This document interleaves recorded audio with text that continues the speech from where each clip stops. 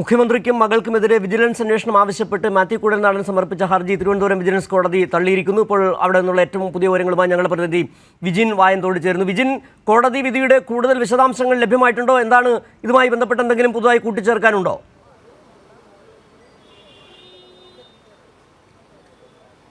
ഞാൻ നേരത്തെ സൂചിപ്പിച്ചതുപോലെ കോടതി അക്കാര്യം മാത്രമേ നിലവിൽ ഇപ്പോൾ വ്യക്തമാക്കിയിട്ടുള്ളൂ. ഈ മുഖ്യമന്ത്രിക്കും മകൾക്കുമെതിരായി വിജിലൻസ് അന്വേഷണം വേണമെന്ന മാത്യു കുഴൽനാടൻ്റെ ഹർജി തള്ളുന്നു എന്നാണ് കോടതി വ്യക്തമാക്കിയിട്ടുള്ളത്. തെളിവുകളുടെ അപര്യാപ്തത മൂലമാണ് ഇത് തള്ളുന്നു എന്നും കോടതി വ്യക്തമാക്കുന്നു. അതിനപ്പുറമുള്ള വിശദാംശങ്ങൾ കോടതി വിധിപ്പകർപ്പ് ലഭിച്ചാലേ മനസ്സിലാകൂ. പക്ഷേ നമുക്ക് ഈ കഴിഞ്ഞ കാലങ്ങളിൽ കോടതി പരിഗണിച്ചതും കോടതിയുടെ നിരീക്ഷണങ്ങളും ചോദ്യങ്ങളും ഒക്കെ എടുത്ത് പരിശോധിച്ചാൽ ഇതിൽ ഒരു തെളിവും മാത്യു കുഴൽനാടന് ഹാജരാക്കാൻ കഴിഞ്ഞിട്ടില്ല. അതുകൊണ്ട് മാത്യു കുഴൽനാടൻ കൊച്ചിയിൽ മാധ്യമങ്ങളെ കാണുന്നു. തത്സമയം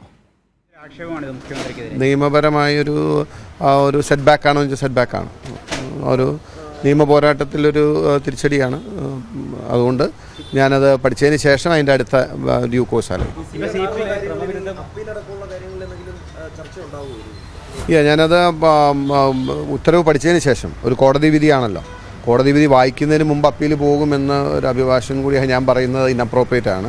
തീർച്ചയായിട്ടും കോടതി വിധി പഠിച്ചിട്ട് ഒരു ഹർജിക്കാരൻ എന്ന നിലയിൽ, അല്ലെങ്കിൽ ഒരു പരാതിക്കാരൻ എന്ന നിലയിൽ, ഒരു പൊതുപ്രവർത്തകൻ എന്ന നിലയിൽ, ഒരു ജനപ്രതിനിധി എന്ന നിലയിൽ എനിക്ക് ആ വിധി ഉൾക്കൊള്ളാൻ കഴിയുന്നില്ല, അല്ലെങ്കിൽ അതിൻ്റെ അകത്ത് എനിക്ക് എന്നെ കൺവിൻസിംഗ് ആയിട്ടുള്ള ഒരു ജഡ്ജ്മെൻറ്റ് അല്ലെങ്കിൽ തീർച്ചയായിട്ടും അപ്പീൽ പോകും. കോടതിയെ ബോധ്യപ്പെടുത്താൻ സാധിച്ചില്ല, അല്ലെങ്കിൽ അതിൽ കഴമ്പില്ല എന്ന് ഇതിനോടകം തന്നെ സിപിഎം അടക്കം പറയുന്നുണ്ട്.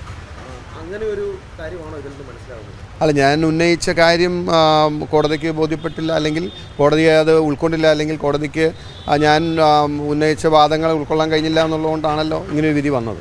അപ്പോൾ അത് ഉത്തരവിൽ എന്താണ് പറഞ്ഞിരിക്കുന്നത് പരിശോധിച്ചിട്ട് ഞാൻ പ്രതികരിക്കാം. നിയമപരമായി സ്റ്റാൻഡ് ചെയ്യാത്തൊരു കാര്യമാണ് താങ്കൾ പൊളിറ്റിക്കലി ഇക്കാലം അത്രയും ഉന്നയിച്ചിരുന്നതെന്നാണല്ലോ ഈ വിധി എന്ന് മനസ്സിലാക്കേണ്ടത്.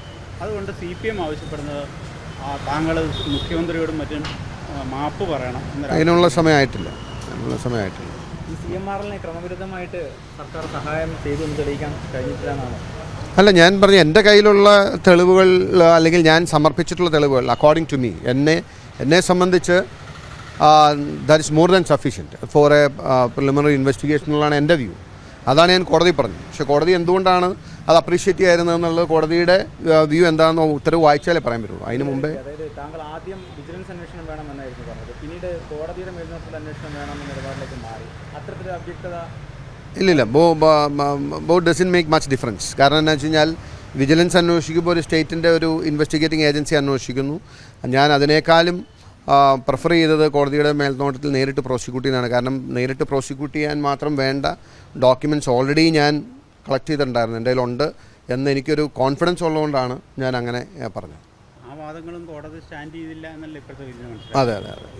അപ്പോൾ ഇനി എന്താണ് ഞാൻ വിധി പഠിച്ചതിന് ശേഷം. മുഖ്യമന്ത്രിയുടെയും സർക്കാരിൻ്റെയും ഭാഗം ഇക്കാര്യത്തിൽ ക്ലിയർ ആയിരുന്നു എന്ന് കോടതി വിധിയിൽ നിന്ന് മനസ്സിലാക്കുന്നു. കോടതി വിധി ഞാനും നിങ്ങളും വായിച്ചില്ലല്ലോ. Let's go through it. എന്തായാലും ഈ വിഷയത്തിൽ നിന്ന് ഒളിച്ചോടത്തില്ല. കാരണം ഞാനിത് പൊതുജനങ്ങൾക്ക് മുമ്പിൽ വച്ചൊരു വിഷയമാണ്. ഞാൻ എൻ്റെ കയ്യിലുള്ള തെളിവുകൾ അവരുടെ പക്ഷം വെച്ചതാണ്. ഇതുമായി ബന്ധപ്പെട്ട് നമ്മൾ ദീർഘകാലം പൊതുസമൂഹം ചർച്ച ചെയ്തതാണ്. മാസപ്പടി വിഷയത്തിൽ നിന്നും ഒളിച്ചോടില്ല. I will be there. I will fight till the last. Thank you. Mathew Kuzhalnadan കൊച്ചിയിൽ മാധ്യമങ്ങളെ കാണുകയായിരുന്നു. വിധി തിരിച്ചടി തന്നെയാണ്, സെറ്റ് ബാക്ക് തന്നെയാണെന്നാണ് കുഴൽനാടൻ പറഞ്ഞത്. പക്ഷേ വീണ്ടും ആവർത്തിക്കുന്നു, തൻ്റെ കയ്യിൽ സഫീഷ്യൻ്റ് ഡോക്യുമെൻ്റ് ഉണ്ട്. മാസപ്പടി വിവാദത്തിൽ നിന്ന് ആരോപണത്തിൽ നിന്ന് താൻ ഒളിച്ചോടില്ല എന്നും മാത്യു കുഴൽനാടൻ പറഞ്ഞിരിക്കുന്നു. പക്ഷേ തിരിച്ചടി തന്നെയാണ് ഏറ്റിരിക്കുന്നത്. വിധിയുടെ കൂടുതൽ വിശദാംശങ്ങൾ പരിശോധിച്ചതിന് ശേഷം കൂടുതൽ പ്രതികരിക്കാമെന്നാണ് ഇപ്പോൾ കൊച്ചിയിൽ മാധ്യമങ്ങളോട് പറഞ്ഞത്. ഞങ്ങളുടെ പ്രതിനിധി സാലി മുഹമ്മദ് കൊച്ചിയിൽ നിന്നും ചേരുന്നുണ്ട്. സാലി, ഒരുപക്ഷേ മാത്യു കുഴൽനാടൻ്റെ ആദ്യ വാക്കുകളിൽ തന്നെയുണ്ട് നിയമവഴിയിൽ കിട്ടിയ ഒരു തിരിച്ചടി, സെറ്റ് ബാക്ക് തന്നെയാണിത്. എന്നിട്ട് വീണ്ടും ആവർത്തിക്കുകയാണ്, കോടതി തന്നെ ചോദിച്ചു ഇന്ന് എവിടെ തെളിവ് എന്ന് ചോദിച്ചു. വീണ്ടും കുഴൽനാടൻ ഇന്ന് മാധ്യമങ്ങളോട് പറയുകയാണ്, എൻ്റെ കയ്യിൽ സഫീഷ്യൻ്റ് ഡോക്യുമെൻ്റ് ഉണ്ട്.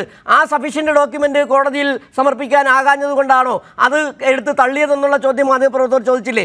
എന്താണ് ഇന്നിപ്പോൾ മാത്യു കുഴൽനാടൻ്റെ വാക്കുകളിൽ നിന്ന് വായിച്ചെടുക്കാൻ കഴിയുന്നത്?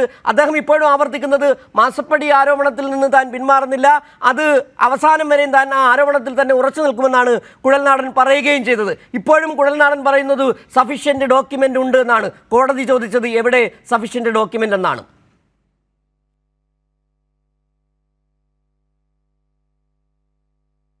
ഇപ്പോൾ തിരുവനന്തപുരം വിജിലൻസ് കോടതിക്ക് മുമ്പിൽ നിന്ന് ഞങ്ങളുടെ പ്രതിനിധി വിജിൻ വായന്തോട് ചേരുകയാണ്. വിജിൻ, ഇപ്പോൾ അല്പം മുമ്പാണ് മാത്യു കുഴൽനാടൻ കൊച്ചിയിൽ മാധ്യമങ്ങളോട് പറഞ്ഞത് ഈ വിധി തിരിച്ചടി തന്നെയാണ്. പക്ഷേ ഇപ്പോഴും പറയുന്നു, അവിടെ മാധ്യമങ്ങൾക്ക് മുന്നിൽ പറഞ്ഞത് തൻ്റെ കയ്യിൽ സഫീഷ്യൻ്റ് ഡോക്യുമെൻ്റ് ഉണ്ട്, അത് കോടതിയിൽ സമർപ്പിച്ചിരുന്നു.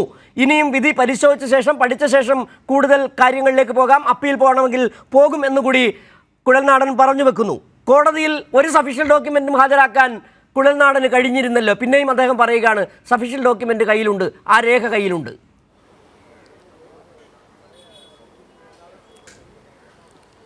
സിജു, ഈ ഹർജിയുമായി കോടതിയിൽ എത്തിയ സാഹചര്യത്തിൽ തന്നെ മാത്യു കുഴൽനാടന് കൃത്യമായി അറിയാമായിരുന്നു ഇക്കാര്യത്തിൽ കോടതിയിൽ നിന്നുള്ള എന്ത് വിധിയാണ് ഉണ്ടാകുക എന്ന കാര്യം. ഈ വിധി മാത്യു കുഴൽനാടൻ ഏറ്റവും അവസാനം കഴിഞ്ഞ ദിവസം മാധ്യമപ്രവർത്തകരെ കണ്ട സമയത്ത് ഉൾപ്പെടെ ഇത്തരത്തിൽ ആകും എന്ന കാര്യത്തിൽ ഉറപ്പുണ്ടായിരുന്നു മാത്യു കുഴൽനാടന്. അതുകൊണ്ട് തന്നെയാണ് നമ്മൾ ഈ കോടതിയിൽ ഹാജരാക്കി എന്ന് പറയുന്ന രേഖകൾ താൻ ഇതാ മാധ്യമങ്ങൾക്ക് മുന്നിൽ പുറത്തുവിടുന്നു എന്ന് പറഞ്ഞുകൊണ്ടാണ് കഴിഞ്ഞ ദിവസം മാത്യു കുഴൽനാടൻ വാർത്താസമ്മേളനം നടത്തിയത്. അതിൽ പറയുന്ന ഓരോ കാര്യങ്ങളും കൃത്യമായി 5 രേഖകൾ ഹാജരാക്കി എന്ന് പറയുന്നതിൽ എല്ലാ രേഖകളും ആ ആരോപണങ്ങളും കൃത്യമായ ഒരു രാഷ്ട്രീയ ആരോപണമാണ് എന്ന കാര്യത്തിൽ ഒരു സംശയവുമില്ല. ഞാൻ അതാണ് നേരത്തെ സൂചിപ്പിച്ചത്.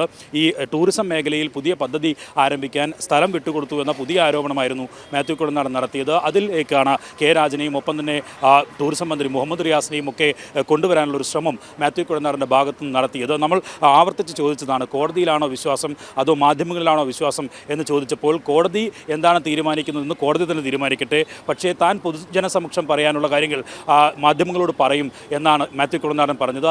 അതിന് കാരണം ഈ കോടതി വിധി തനിക്ക് തിരിച്ചടിയാകും എന്ന ഉറപ്പ് മാത്യു കുഴൽനാടന് ഉണ്ടായിരുന്നത് കൊണ്ട് തന്നെയാണ് അത്തരത്തിലൊരു നീക്കം മാത്യു കുഴൽനാടൻ്റെ ഭാഗത്തുനിന്ന് ഉണ്ടായത് എന്ന കാര്യത്തിൽ സംശയമില്ല. ഇപ്പോഴും മാത്യു കുഴൽനാടൻ വ്യക്തമാക്കുന്നത് തനിക്ക് ഈ വിധി തിരിച്ചടി തന്നെയാണ്, പക്ഷേ നിയമവശങ്ങൾ നോക്കി മേൽക്കോടതിയിൽ അപ്പീൽ പോകണോ എന്ന കാര്യത്തിൽ തീരുമാനം എടുക്കുമെന്നാണ്. അക്കാര്യത്തിൽ പോലും മാത്യു കുഴൽനാടന് ഒരു കോൺഫിഡൻസ് ഇല്ല എന്ന കാര്യം കാണേണ്ടതുണ്ട്. കാരണം ഒരു കോൺഫിഡൻസും അത്രയും ഒരു അഭിഭാഷകനായിരുന്ന ഒരാൾ, അഭിഭാഷകനായി കോടതിയിൽ ഇപ്പോഴും പ്രാക്ടീസ് ചെയ്തുകൊണ്ടിരിക്കുന്ന ഒരാൾ, അയാൾക്ക് ഈ കോടതി, ഈ വിജിലൻസ് കോടതി ഈ കാര്യം തള്ളുകയാണെങ്കിൽ മറ്റ് മേൽക്കോടതികളെ സമീപിക്കേണ്ടത് എങ്ങനെയാണ് എന്ന കാര്യത്തിൽ കൃത്യമായ ഒരു വ്യക്തത ഉണ്ടാകുമെന്ന കാര്യത്തിൽ ഒരു സംശയവുമില്ല. മാത്യു കുഴൽനാടൻ അതുകൊണ്ട് തന്നെ ഈ വിധിപ്പകർപ്പ് വരട്ടെ എന്ന് പറയുന്നതിൽ അതൊരു ന്യായീകരണമായി കാണാനും കഴിയില്ല. കാരണം അത്തരത്തിൽ ഒരു വിധിപ്പകർപ്പ് ലഭിച്ചാലും മാത്യു കുഴൽനാടന് ഈ നിലവിൽ ഹാജരാക്കിയ രേഖകളുമായി തെളിവുകളുമായി വിജിലൻസ് കോടതി വിധിയുടെ കൂടുതൽ വിശദാംശങ്ങൾ ഇനിയും അറിയേണ്ടതുണ്ട്. വിധി തിരിച്ചടി തന്നെയാണെന്നാണ് അല്പം മുമ്പ് മാത്യു കുഴൽനാടൻ കൊച്ചിയിൽ മാധ്യമങ്ങളോട് പറഞ്ഞത്. താൻ